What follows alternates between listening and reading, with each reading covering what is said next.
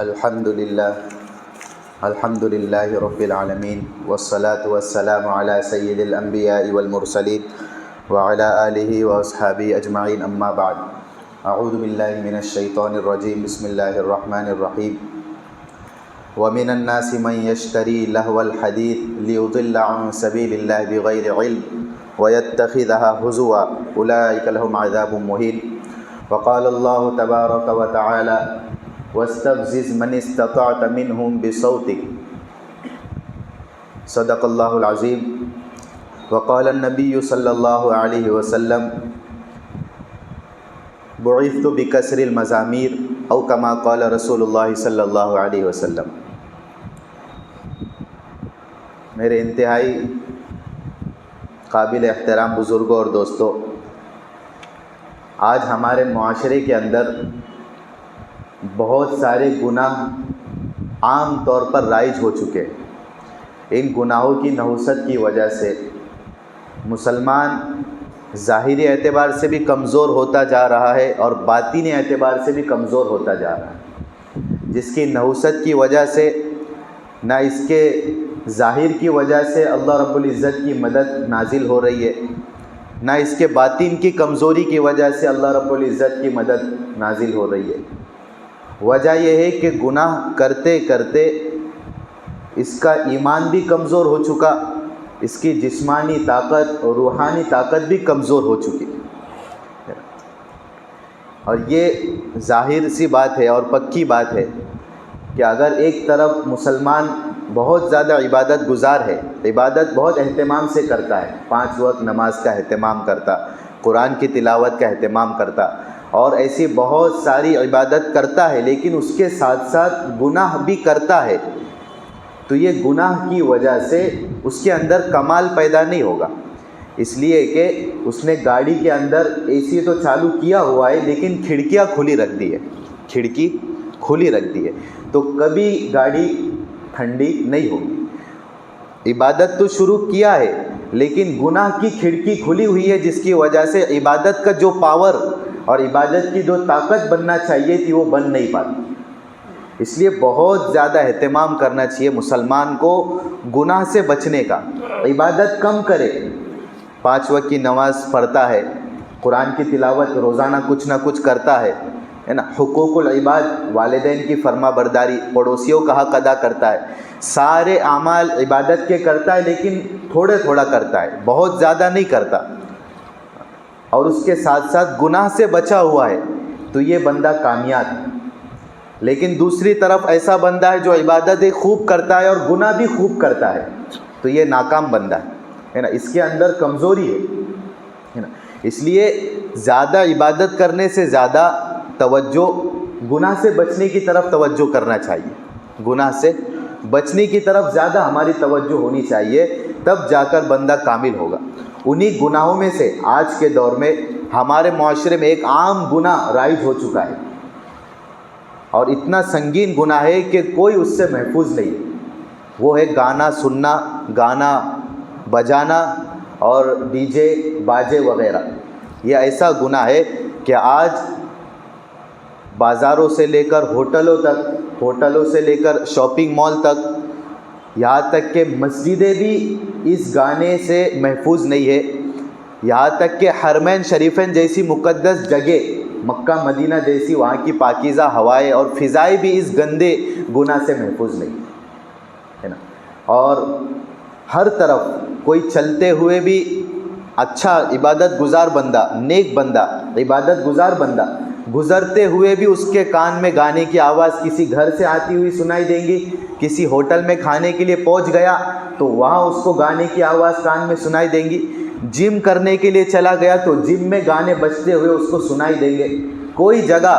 اگر کوئی بچنا بھی چاہے تو بھی بچنے سے محفوظ نہیں ہے، اتنا عام ہو چکا ہے یہ گناہ۔ اور گناہ تو گناہ سمجھتے، لیکن لبرل قسم کے مسلمان جو اپنے آپ کو آزادانہ سیکولر مسلمان کہتے ہیں، وہ تو کہتے ہیں کہ یہ گناہ، یہ گانا سننا اس سے تو ہمارے روح کو غذا ملتی ہے، سکون ملتا ہے نا، ہمارے جسم کو ایک راحت ملتی ہے، خوشی ملتی ہے، اور انہوں نے تو ضائع کیا ایسے جملے کہہ کر لبرل قسم کے مسلمانوں نے. اور جو نمازی تھے، صف اول کے نماز پڑھنے والے مسلمان تھے، عبادت گزار تھے، ان کے بھی موبائل ہاتھ میں آ جانے کی وجہ سے یہ بھی اس گناہ سے محفوظ نہیں ہے. اس لیے کہ موبائل کے اوپر اگر کچھ دوسرا کام کرنے کے لیے بھی مسلمان داخل ہو جائے، یوٹیوب پر، فیس بک پر بیان سننے کے لیے یا کوئی قرآن کی تلاوت سننے کے لیے بھی ان ایپ پر چلے جائے، تب بھی ایڈ کے ذریعے کچھ نہ کچھ میوزک تو اس کے کان میں ڈالی جاتی ہے نا. اور یہ یہودیوں کی چال ہے اور عیسائیوں کی چال ہے کہ کس طرح ان کو میوزک سنا کر، گانے سنا کر ان کے ایمان کو کمزور کیا جائے. چنانچہ قرآن کی آیت ہے، گانا سننے کے اوپر اللہ کی طرف سے سخت وعید ہے. سورہ لقمان کی آیت نمبر 6 میں اللہ فرماتے وَمِنَ النَّاسِ مَن يَشْتَرِي لَهْوَ الْحَدِيثِ لِيُضِلَّ عَن سَبِيلِ اللَّهِ بِغَيْرِ عِلْمٍ. اور ترجمہ آیت کا یہ ہے، اور کچھ لوگ وہ ہے جو اللہ سے غافل کرنے والی باتوں کے خریدار بنتے ہیں. جو چیزیں اللہ سے غافل کرتی ہے ان چیزوں کو خریدتے ہیں تاکہ ان چیزوں کے ذریعے لوگوں کو بغیر سوچے سمجھے گمراہ کرے، اللہ کے راستے سے ہٹائے اور اس کا مذاق اڑائے. سن لو، ان کو وہ عذاب ہوگا جو ذلیل کر کے رکھ دے گا. اس آیت کے شان نزول سے پہلے یہ بات سمجھ لو، مکہ میں آپ صلی اللہ علیہ وسلم جب تشریف لائے تو آپ انفرادی طور پر دعوت و تبلیغ کی محنت کرتے تھے. ایک ایک کے پاس جا کر قرآن سناتے، حدیث پڑھ کر اس کو سناتے، اللہ کے عذابات سے ڈراتے. یہ آپ صلی اللہ علیہ وسلم کا معمول تھا. تو قرآن نازل ہوتا تو آپ قرآن جب پڑھ کر سناتے تو مشرکین جو قرآن سنتے ان کا دل بھی پگھل جاتا اور وہ بھی قرآن کی تاثیر سے ان کا دل متاثر ہو جاتا اور اسلام قبول کر لیتے. قرآن کے اندر اللہ نے یہ تاثیر رکھی تھی. اور کچھ مشرکین چھپ چھپ کر قرآن سنتے تھے، تو چھپ چھپ کر سننے کی وجہ سے ان کا دل وہی مطمئن ہو جاتا تھا اور دل تاثیر سے متاثر ہو جاتا تھا. تو مشرکین نے یہ سوچا کہ یہ تو قرآن کی تاثیر ایسی ہے کہ کوئی بھی سنے گا تو فوراً اسلام قبول کر لے گا. تو ہمیں چاہیے کہ کچھ ایسا پھندا یا کچھ ایسا طریقہ اختیار کیا جائے کہ لوگ قرآن نہ سنیں، مشرکین اور کافر قرآن نہ سنیں، کچھ ایسی دوسری چیزوں میں ان کو لگا دیں. چنانچہ اس آیت کے نازل ہونے کی وجہ ایک واقعہ ہے. مکہ کے اندر ایک تاجر تھا، نضر بن حارث اس کا نام تھا. وہ تجارت کے لیے ایران جایا کرتا تھا اور وہاں سے کاروبار اور بہت سارے چیزیں لا کر یہاں بکاتا تھا. مشرکین اس کے پاس آئے اور ایسا ایسا بات اس کو بتلائی تو اس نے ایسا سوچا ایران جا کر میں وہاں سے کچھ چیزیں لاؤں گا تاکہ یہاں لوگوں کو میں بانٹ دوں. چنانچہ یہ ایران گیا اور ایران جانے کے بعد ایک روایت کے مطابق وہاں سے ان کے پرانے بادشاہوں کے قصے کہانیاں کی کتابیں لے کر آیا اور ایک روایت کے مطابق گانے بجانے والی لونڈیوں کو یا گانے سنانے والی لڑکیوں کو، عورتوں کو لے کر آیا اور یہاں آ کر کہنے لگا مکہ والوں سے، مشرکین سے کہ دیکھو تم محمد کے پاس جاتے ہو، قرآن سنتے ہو اور تمہارے اس کے اندر پابندی ہو جاتی ہے، اسلام قبول کر لیں گے تو یہ سب پابندیاں ہے، تمہارے نفس کی خواہشات کو تم کو کچلنا پڑے گا. دیکھو میں تمہارے لیے ایسی چیزیں لایا ہوں جس میں تمہارے لیے بہت زیادہ سکون ہے اور مست ہو جاؤ گے تم سن کر. تو جو بھی مشرک یا کافر آپ صلی اللہ علیہ وسلم کا قرآن سننے کا ارادہ کرتا، یہ نضر بن حارث فوراً گانے سننے والی لڑکیوں کو لے کر جا کر ان کو گانے سنانے کے اوپر مجبور کرتا. وہ گانے سنتے، اس میں مست ہو جاتے اور قرآن سننے سے محروم ہو جاتے. تو اس طرح اس نے لڑکیوں کو، گانے سنانے والی لڑکیوں کو خرید کر لا کر یا مشرکین کے سب کے سامنے قرآن کے بجائے گانے سنانے پر لوگوں کو مجبور کرتا اور لوگ گانے سنتے اور گانے سننے کی وجہ سے ان کا دل مطمئن ہو جاتا، راحت پاتے اور قرآن سننے نہیں جاتے. اس طرح اسلام کو روکنے کے لیے، اسلام پھیلنے سے روکنے کے لیے اس نے یہ چال چلی تھی. اللہ نے قرآن کی آیت نازل فرمائی کہ کچھ لوگ تو ایسے ہیں جو ایسی چیزیں خرید کر لاتے تاکہ لوگوں کو گمراہ کرے. سن لو ان کو ایسا عذاب ہوگا جو ذلیل کر کے رکھ دے گا. علماء نے اس آیت میں جو لہو الحدیث فرمایا، تمام مفسرین، اکثر مفسرین فرماتے کہ لہو الحدیث سے مراد گانا ہے نا. تو علماء فرماتے کہ جو بھی اس زمانے میں بھی گانا سنے گا اور گانا سنانے کے ذریعے لوگوں کو گمراہ کرے گا، یا لوگوں کے دل کو راحت پہنچانے کی کوشش کرے گا، چاہے وہ سنگر ہو، چاہے مرد سنگر ہو یا لیڈیز سنگر ہو یا کوئی سننے والا یہاں بیٹھ کر، تو اللہ رب العزت ان کو ذلیل کر کے رکھنے والا عذاب میں مبتلا کرے گا۔ دوسری آیت اللہ رب العزت فرماتے بنی اسرائیل میں وَاسْتَفْزِزْ مَنِ اسْتَطَعْتَ مِنْهُمْ بِصَوْتِكَ، اللہ رب العزت شیطان جب اللہ رب العزت کے پاس آیا اور کہنے لگا کہ مجھے مہلت دو، قیامت تک کے لیے میں لوگوں کو گمراہ کروں گا، تیرے بندوں کو گمراہ کروں گا، اللہ نے فرمایا کہ جا تجھے قیامت تک مہلت ہے، تو میرے بندوں میں سے جس کو چاہے گمراہ کر، جو تقوی والے ہوں گے، عبادت گزار ہوں گے، جن کا ایمان مضبوط ہوگا، وہ تیرے پھندے میں نہیں پھنسنے والے۔ تو اللہ نے اس آیت میں فرمایا شیطان سے کہ وَاسْتَفْزِزْ مَنِ اسْتَطَعْتَ مِنْهُمْ، اور میرے بندوں میں سے جس پر تیرا بس چلے تو انہیں اپنی آواز سے بہکا۔ تو اللہ فرماتے، مفسرین فرماتے کہ اس آیت میں اپنی آواز سے بہکانے کا مطلب یہ ہے کہ شیطان کی آواز گانا ہے، کہ جو گانے کے ذریعے بندوں کو، لوگوں کو، اللہ کے بندوں کو گمراہ کرتا ہے نا، تو جو اس کے گانوں کو سن کر بہکے گا وہ شیطان کے پھندے میں چلا جائے گا۔ تو اس آیت میں بھی اللہ نے فرمایا۔ تیسری آیت ہے سورہ فرقان کے اندر اللہ رب العزت فرماتے وَالَّذِينَ لَا يَشْهَدُونَ الزُّورَ وَإِذَا مَرُّوا بِاللَّغْوِ مَرُّوا كِرَامًا، کہ عباد الرحمن، اوپر سے اللہ رب العزت رحمان کے نیک بندوں کی کوالٹیز بیان کر رہے کہ رحمان کے بندے کون ہوتے ہیں، عباد الرحمن کون ہے، تو بہت ساری صفات بیان کی، اس میں ایک صفت اللہ نے نیک بندوں کی یہ بھی بیان کی کہ وہ بیہودہ باتوں میں شامل نہیں ہوتے، اللہ سے غافل کرنے والے باتوں میں شامل نہیں ہوتے، ان سے دور رہتے، اور جب کسی ایسی چیز سے گزرتے ہیں تو وہاں سے وقار اور سنجیدگی کے ساتھ گزر جاتے ہیں۔ تو جو رحمان کے بندے ہوتے ہیں وہ گانا سننے اور سنانے کی چیزوں سے بہت دور رہتے ہیں۔ اسی طرح اللہ رب العزت نے قرآن میں تو یہ پتہ چلتا ہے ہمیں کہ گانا سننا اور سنانا اور میوزک یہ ایسی چیزیں ہیں کہ اللہ کو یہ سب سے زیادہ ناپسند ہے۔ اسی طرح احادیث سے بھی سخت وعید معلوم ہوتی ہے۔ آپ صلی اللہ علیہ وسلم نے فرمایا، الترغیب و ترہیب کے اندر یہ روایت ہے، صوتان ملعونان فی الدنیا والآخرہ، مزمار عند نعمہ ورنۃ عند مصیبہ۔ آپ صلی اللہ علیہ وسلم نے فرمایا دو آوازیں ایسی ہے جو قابل لعنت ہے دنیا اور آخرت میں، جو اللہ کی رحمت سے دور ہے، ایسی دو آوازیں ہیں، دنیا میں بھی وہ قابل لعنت ہے اور آخرت میں بھی ان پر لعنت ہوں گی۔ ایک ہے خوشی کے وقت میوزک کی آواز، اور دوسرے مصیبت کے وقت نوحہ کرنے اور بین کرنے کی آواز۔ دیکھو علامہ ابن قیم رحمۃ اللہ علیہ وہ فرماتے ہیں کہ مصیبت کے وقت اللہ رب العزت نے بندوں کو حکم دیا تھا کہ صبر کرو اور اللہ کی تقدیر پر راضی رہو۔ یہ مصیبت کے وقت عبادت کا موقع تھا، اور خوشی کے وقت اللہ کی طرف سے مسلمانوں کو یہ حکم تھا کہ خوشی ہو تو اللہ کا شکر ادا کرو۔ لیکن شیطان نے اس میں بھی چال یہ ڈال دی کہ ان دو موقعوں پر عبادت پر جانے کے بجائے مسلمان گناہ میں مبتلا ہو جاتا۔ وہ کیسے کہ مسلمان جب خوشی کا موقع ہوتا ہے تو گانے اور میوزک لگا دیتا ہے، شادی بیاہ کا موقع ہو تو پروگراموں کے اندر گانے، ڈی جے اور ایسی آوازیں لے کر آتا ہے کہ پورا محلہ اس سے پریشان ہو جاتا ہے۔ خوشی کا موقع تھا، اللہ کا شکر ادا کرنا چاہیے تھا، شیطان نے ایسے کام میں لگا دیا کہ وہ گناہ میں مبتلا ہو گیا۔ مصیبت کے وقت کسی کا انتقال ہو جائے، مصیبت آ جائے گھر میں، تو اللہ نے فرمایا کہ صبر کرو اور اللہ کی تقدیر پر راضی رہو۔ لیکن شیطان نے یہاں بھی کیا کیا کہ مصیبت جب تم پر آئے تو تم نوحہ کرو، اپنی چھاتی پیٹو، زور زور سے آواز نکال کر رو۔ تو یہ شیطان نے یہ ڈال دیا کہ جو عبادت کے مواقع تھے خوشی کے وقت اور غم کے وقت، اس میں بھی ان کو گناہ میں مبتلا کر دیا۔ تو دو آوازیں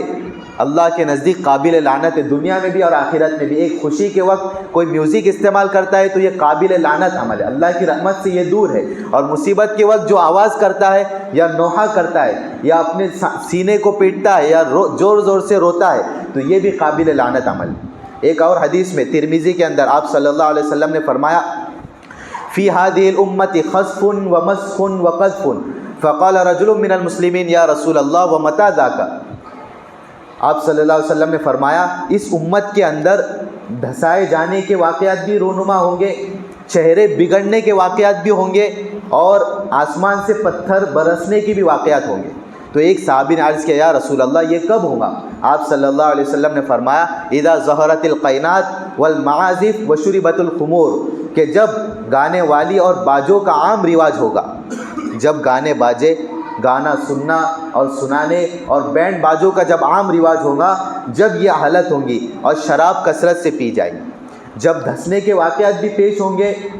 اللہ امت کو دھسائیں گے، اور چہرے بگڑنے کے بھی واقعات پیش ہوں گے، اور تیسری بات فرمائی کہ پتھر آسمان سے برسیں گے، یہ اللہ کا عذاب نازل ہوگا، ہے نا۔ بیماری کا اور گناہ کا آخری درجہ یہ ہے، دیکھو بعض لوگ میوزک سننے کو گناہ بھی نہیں سمجھتے، ہے نا، میوزک کو گناہ سمجھنے سے دور کی بات، گناہ بھی نہیں سمجھتے، بلکہ اسے ایک فن سمجھتے، ایک آرٹ ہے، ایک کلا ہے کہ جو گاتا ہے اس سے لوگ سکون پاتے ہیں۔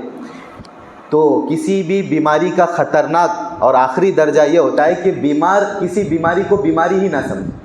ہے نا۔ اگر کسی کو کینسر ہو، اللہ نہ کرے، اگر وہ اپنے کینسر کی بیماری کو بیماری نہ سمجھے اور یہ کہے کہ یہ کوئی بیماری نہیں ہے، اچھا ہے چل رہا ہوں میں، چلتے رہوں گا، تو یہ اس بیمار کا آخری درجہ ہے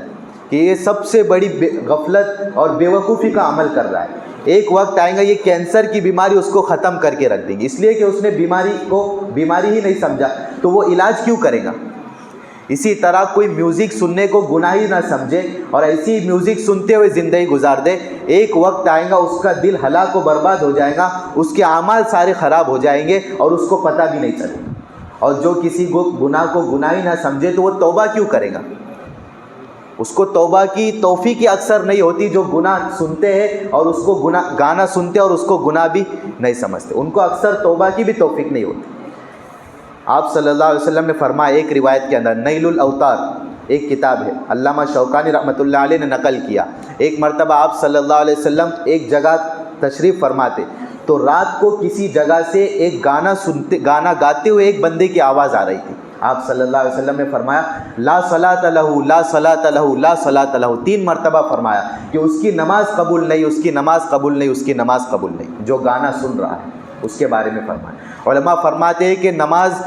فرض نماز تو اس کے ذمے سے جو حق تھا وہ تو ساقط ہو جائے گا، لیکن نماز کا اس کو کوئی ثواب نہیں ملے گا۔ وہ 5 وقت کی نماز پڑھ رہا ہے لیکن ساتھ میں گانا بھی سنتا ہے، موبائل کے اوپر کوئی میوزک کا یا گانا سنانے والے کا ویڈیو آتا ہے تو وہ بھی سنتا ہے، تو نماز تو قبول لیکن کوئی ثواب نہیں ملے گا اس کو، یہ آپ صلی اللہ علیہ وسلم نے فرمایا۔ یہ ایک حدیث میں آپ صلی اللہ علیہ وسلم نے فرمایا، ابن عساکر نے اپنے تاریخ میں نقل کیا، من قعد الى قینۃ یستمع منها صب اللہ فی اذنہ الآنک یوم القیامہ، جو کسی گانا گانے والی کے پاس سننے کے لیے بیٹھے، اللہ رب العزت قیامت کے دن اس کے کانوں میں پگھلا ہوا سیسا ڈالیں گے۔ پگھلا ہوا، جو گانا سنتے ہیں کان سے یا موبائل پر دیکھتے ہیں، یا کوئی گانے والی کسی علاقے میں آ گئی تو ٹکٹ خرید کر سننے کے لیے جاتے ہیں، تو ان لوگوں کے لیے آپ صلی اللہ علیہ وسلم نے فرمایا ایسے لوگوں کے لیے قیامت کے دن سیسا پگھلایا ہوا ڈالا جائے گا، ہے نا۔ ایک دھات ہوتی ہے جیسے کہ لوہا ہے، پیتل ہے، جب ان کو پگھال کر گرم کر کان میں ڈالا جائے تو اس کا دماغ بھی اور بھیجا بھی پک جاتا ہے۔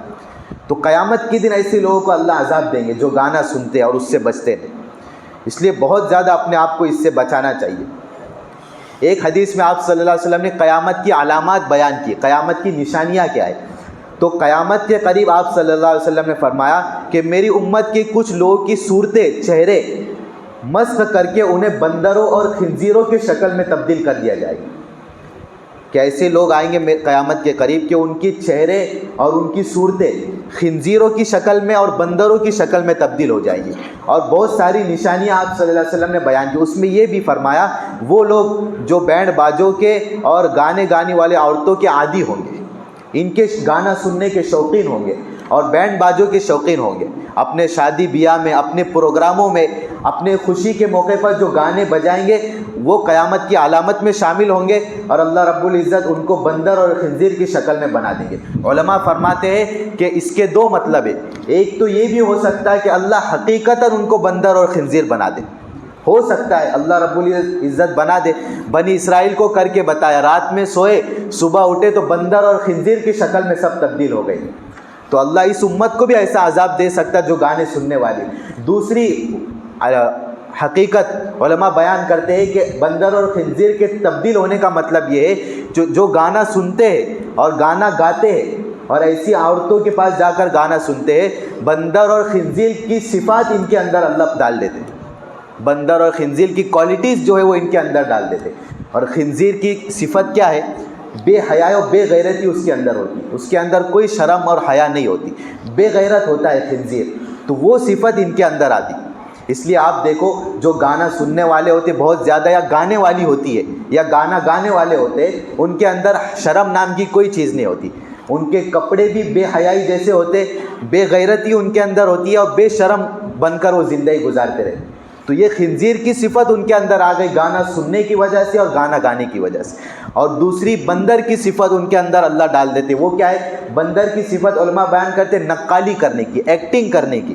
دوسرے لوگ کی کاپی کرنے کی۔ اس لیے گانے والی کے اندر یہ صفت رہتی ہے کہ سننے والوں کے اندر وہ دوسروں کی ایکٹنگ کرتے، ہیرو ہیروئن کو دیکھتے اور ان کی طرح ناچ گانے پر اتر جاتے، ان کی کاپی کرنے کی کوشش کرتے، ان کے پیچھے ایکٹنگ کرنے کی کوشش کرتے۔ تو یہ بندر اور خنزیر کی صفت اللہ ان کے اندر ڈال دیتے، حقیقت میں نہیں بنائیں گے تو اس طرح اللہ عذاب دیتے۔ اور ہمارے معاشرے میں عام رواج ہو گیا گانا سننے کا، مسلمان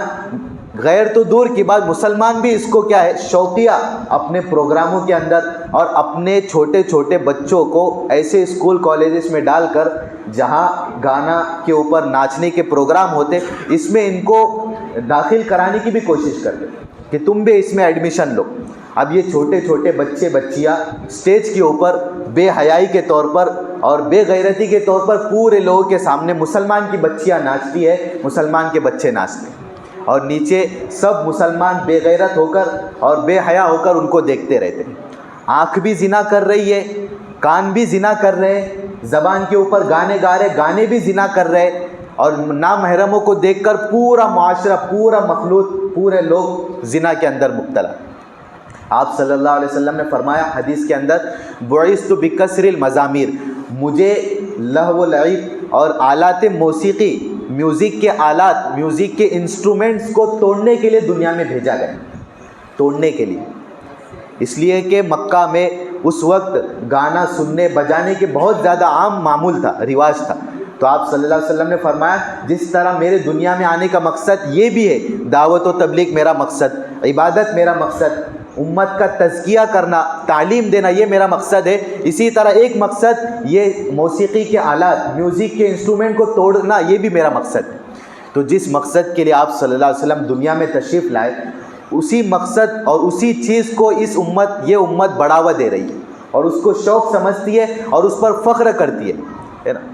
کہ جس محفل کے اندر، جس پروگرام کے اندر گانا بجانا میوزک نہ ہو تو اس محفل کو کم سمجھتے ہیں، اور یہ سمجھتے ہیں کہ بہت بے ڈھنگی مجلس ہوئی، اس میں نہ کوئی خوشی ہوئی، نہ کوئی ایسا مزہ آیا۔ اور جس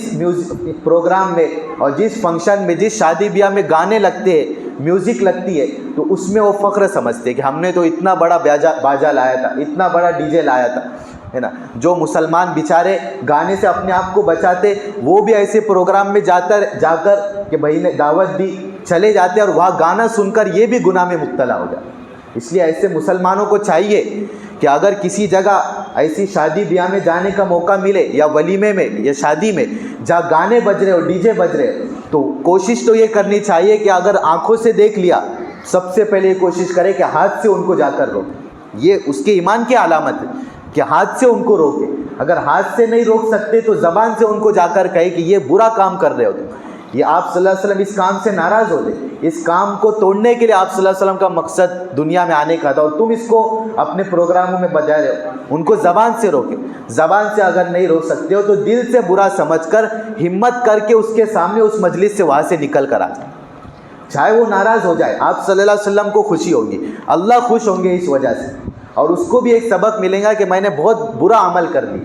ہے نا۔ بہت مسلمان اس میں شامل ہو کے اس کو بھی ایسا لگتا ہے کہ کون سی بری بات ہے، فلاں بھی تو آیا ہوا تھا، فلاں مولانا بھی تو آئے ہوئے تھے، فلاں امیر صاحب بھی تو آئے ہوئے تھے، اس میں کیا بری بات ہے، اس کو بھی حوصلہ ملتا ہے۔ اس لیے مسلمانوں کو ایسے پروگراموں سے بائیکاٹ کرنا چاہیے۔ اسٹیٹس کے اوپر، واٹس ایپ اسٹیٹس پہ گانے اور کسی کے بارے میں گانے بجانے کے ساتھ ساتھ اسٹیٹس رکھتے ہیں، ہے نا۔ اب خود تو گناہ کر رہا ہے اور دوسروں کو بھی دکھا کر گناہ میں مبتلا ہے نا۔ بیچارے دوسرے اس کو اچھا سمجھ کر جائیں گے اس کے اسٹیٹس پر دیکھنا اور وہ بھی گناہ میں مبتلا ہو جائے گا۔ اسٹیٹس کا مطلب ہوتا ہے واٹس ایپ پہ اوقات، اس کا اردو ترجمہ ہوتا ہے اوقات۔ اس بندے کی اوقات کیا ہے جو اس پہ واٹس ایپ پہ اس نے رکھا ہوا ہے، تو واٹس ایپ کے اسٹیٹس رکھنے سے بندے کے اوقات کا پتہ چل جاتا ہے کہ اس کے دل کے اندر کیا بھرا ہوا ہے۔ جو دیندار ہوتے ہیں، تقوی والے ہوتے ہیں، عبادت گزار ہوتے ہیں، ان کے اسٹیٹس آپ دیکھو، کوئی حدیث انہوں نے رکھی ہوں گی، کوئی قرآن کی آیت انہوں نے رکھی ہوں گی، یا کوئی ایسی بات رکھی ہوگی جس سے دین کا فائدہ ہوگا، عبادت کے اندر تازگی پیدا ہوں گی۔ اور جو گانے اور ایسے ایسے برے برے اشعار یہ رکھتے ہیں، ان سے پتہ چل جاتا ہے ان کے دل کے اندر کیا بھرا ہوا ہے نا، تو اسٹیٹس سے پتہ چلتا ہے۔ تو اسٹیٹس کے اوپر گانے بجانے، ہمارے پروگراموں کے اندر گانے بجانے، یہ دیکھو ایک حدیث میں آپ صلی اللہ علیہ وسلم نے فرمایا، مشکات شریف کی روایت، الغناء ينبت النفاق كما ينبت الماء الزرع، کہ گانا دل کے اندر نفاق کو ایسا بڑھاتا ہے جس طرح پانی کھیتی کو بڑھاتی ہے، جس طرح پانی کے ذریعے کھیتی اگتی ہے، سبزہ اگتا ہے، اسی طرح گانے کے ذریعے مسلمان کے دل کے اندر نفاق بڑھتا ہے۔ نفاق کا کیا مطلب؟ نفاق کہتے ہیں دل کے اندر کچھ ہو اور ظاہر میں کچھ ہو۔ دل کے اندر گانا سننے کی وجہ سے نفاق ایسا بڑھ جاتا ہے کہ پھر اس کو مسلمان کو عبادت کے اندر مزہ نہیں آتا۔ اس لیے آپ دیکھو جو بہت زیادہ گانے سننے کے عادی ہوتے ہیں نا، ان کو مسجد میں لاؤ تو مسجد میں بے چین رہیں گے، وہ تھوڑی دیر بیٹھیں گے تو ان کو بے چینی ہوگی کہ کب میں باہر نکلوں۔ دعوت و تبلیغ کے ساتھی ان کو لائیں گے تو وہ پہلے تو تیار نہیں ہوں گے، اور آ گئے تو بہت کوشش کریں گے کہ کس طرح ان سے میں بچ کر چھٹ کر نکل جاؤں، اور آ گئے تو بے چین رہیں گے کب نکلوں، ہے نا۔ پھر عبادت کے اندر ان کو مزہ نہیں آئے گا۔ نماز پڑھنے کی تو دور کی بات، کسی وجہ سے اگر ہفتے میں جمعہ کے لیے آ گئے تو ایسے وقت میں آئیں گے کہ خطبہ شروع ہو جائے، نماز پڑھوں اور دعا سے پہلے مسجد سے باہر نکل جاؤں۔ یہ وجہ کیا ہے؟ نفاق دل کے اندر بھرا ہوا ہے نا۔ ایک تو اعتقادی نفاق ہوتا ہے اور ایک عملی نفاق ہوتا ہے، عمل کے ذریعے نفاق ظاہر ہوتا ہے نا۔ پھر قرآن پڑھنے میں مزہ نہیں آئے گا، گانے سننے میں مزہ آئے گا۔ قرآن پڑھنے کا ہو تو نہیں، سالوں سال گزر جائیں گے قرآن نہیں پڑھا ہوں گا، لیکن گانے جو نیا گانا لانچ ہوگا وہ یاد بھی ہو جائے گا اور اس کو گاتے بھی پھریں گے۔ اپنے جاب کی جگہ جاتے ہوئے کان میں ہیڈ فون، گانا سنتے ہوئے جائیں گے، آتے ہوئے گانا سنتے ہوئے آئیں گے، جم کرتے ہوئے کان میں ہیڈ فون لگے ہوں گے، گانا سن رہا ہوگا، ہوٹل کے اندر کام کر رہا ہوگا، کان میں ہیڈ فون ہوں گے، گانا سن رہا ہوگا۔ تو اس کی وجہ سے دل میں نفاق ہوتا ہے، تو نہ عبادت میں مزہ، نہ تلاوت میں مزہ آتا، دین بوجھ سمجھنے لگتا ہو، اسلام اس کو بوجھ محسوس ہونے لگتا۔ اگر کسی وجہ سے زبردستی نماز کے لیے بھی آ گیا تو نماز کو بوجھا سمجھ کر کے آئے پڑے گا کہ یار ایک بوجھ ہے، چلو پڑھ لیتے، چلو لوگ جا رہے ہیں نہا دھو کر جمعہ میں، چلو میں بھی چلے جاتا ہوں، باقی نمازوں میں تو کوئی دیکھ نہیں پاتے، یہاں دیکھ لیتے، معلوم ہو جاتا۔ تو سارے اسلام کو بھی بوجھ سمجھے گا، دین کو بھی بوجھ سمجھتا۔ اس کی وجہ کیا ہے؟ آپ صلی اللہ علیہ وسلم نے فرمایا کہ میوزک اور گانا دل کے اندر نفاق کو ایسا بڑھاتا ہے جس طرح پانی کھیتی کو بڑھاتا ہے نا۔ اس لیے اپنے آپ کو اس سے ایسے بچانا چاہیے جیسا کہ ہم کیا ہے، شراب سے اپنے آپ کو بچاتے، جس طرح زنا سے اپنے آپ کو بچاتے، یہ جس طرح ہم بڑے بڑے گناہ سمجھتے، اس طرح یہ گانا سننا بھی حرام، چاہے موبائل کے اوپر ہو، چاہے کسی پروگرام میں جا کر سننا ہو، یا کسی اپنے اسکول میں، کالج میں، یا ہوٹل میں، یا جم کے اندر گانا چالو ہو تو وہاں بھی گانا سننا حرام۔ ہر جگہ گانا بھی حرام۔ گانا سننے کے ذریعے یا گانا گانے کے ذریعے جو پیسے کمائے جاتے ہیں وہ پیسے بھی حرام۔ اس پیسے کے ذریعے کسی کو کھلایا جائے تو کھانے والے کے لیے بھی اس سے بچنا واجب ہے، بچنا اس کے لیے فرض ہے۔ اس طرح یہ گانا سننا، اس سے اپنے آپ کو ہر اعتبار سے بچانا چاہیے، ورنہ تو جسم اندر سے بھی کمزور، روح بھی کمزور اور جسم بھی کمزور ہوتا چلا جائے گا۔ اللہ رب العزت کہنے سننے سے زیادہ عمل کرنے کی توفیق عطا فرمائے۔ وآخر دعوانا ان الحمد للہ رب العالمین۔